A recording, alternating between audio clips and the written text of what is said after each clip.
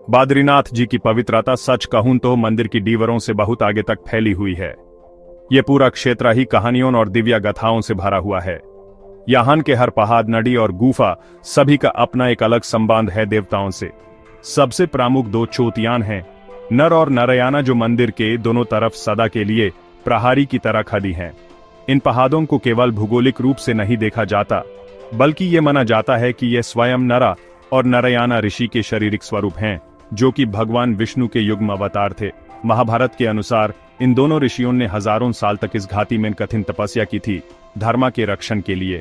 उनकी अद्भुत आत्मा शक्ति आज भी इस पूरे क्षेत्र में महसूस की जा सकती है, जिससे ये स्थल ध्यान और तपस्या के लिए बहुत ही शक्तिशाली माना जाता है।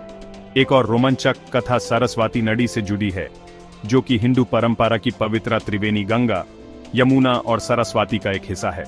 माना जाता है कि सरस्वती नदी बद्रीनाथ के पास एक हिमनदी से उत्पन्न होती है और जबरदस्त जोर और शोर के साथ बहती है। कथा कहती है कि यह नदी मना गांव से निकलती है, जो भारत का अंतिम गांव है तिब्बत सीमा से पहले, और फिर अचानक जमीन के नीचे चली जाती है, जिसे अदृश्य यानी अदृश्य नदी कहा जाता है।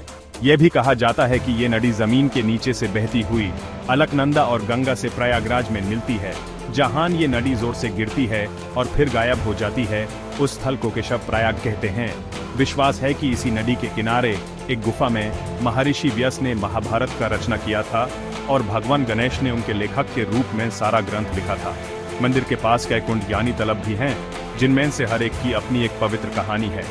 उर्वाशी कुंड का संबंध स्वर्ग की अप्सरा उर्वाशी से है, जो कहा जाता है कि नारायणा ऋषि की जंघा से उत्पन्न हुई थी। नरद कुंड वही गर्म पानी का स्रोत है जहां से आदि शंकराचार्य ने बद्रीनाथ जी का प्रतिमा प्राप्त की थी। एक और महत्वपूर्ण स्थल है शेषनेत्रा, अलकनंदा के किनारे एक बड़ा पत्थर, जिसमें प्राकृतिक रूप से शेषनाग की आंख की छप दिखती है। लोक विश्वास है कि शेषनाग स्वयं इस धम की रक्षा यहीं से करते हैं।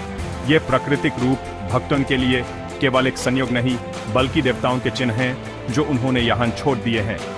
इन कहानियों और विश्वासों के कारण बद्रीनाथ का यह भूभाग एक जीवित पौराणिक मानचित्र बन जाता है। यहाँ की यात्रा जैसे कि पुराणों के पन्ने पलटने जैसी हो जाती है। यात्री नीलकंठ पर्वत को शिव जी का निवास मानते हैं। अलकनंदा के बहता पानी उन्हें दिव्यदिया जैसा लगता है और शांत हवाओं में वे प्राचीन ऋषियों की उपस्थिति महसूस करते हैं।